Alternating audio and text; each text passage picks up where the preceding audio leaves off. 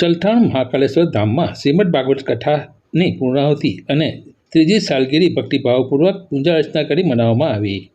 પલસાણા તાલુકાના ચલથાણ ગામે વિદ્યાનગર ખાતે આવેલા શ્રી મહાકાલેશ્વર ધામ કે જ્યાં શિવ પરિવાર ઉપરાંત તમામ દેવી દેવતાઓની પ્રતિમા બિરાજમાન છે તેવા ધામમાં 7 દિવસ ચાલેલી શ્રીમદ ભાગવત કથા સપ્તાહમાં વિવિધ પ્રસંગો વર્ણવી કથાકાર શ્રી માનવાનંદજી મહારાજના કંઠે અમૃતપાણીનું ભાવિક ભક્તોને રસપાન કરાવ્યું હતું, જેની આજે મંગળવારે પૂર્ણાહુતિ સાથે સાથે આજે તારીખ 20 ઓગસ્ટ શ્રી મહાકાલેશ્વર ધામની તૃતીય સાલગીરી નિમિત્તે કેક કાપી મનાવવામાં આવ્યો હતો.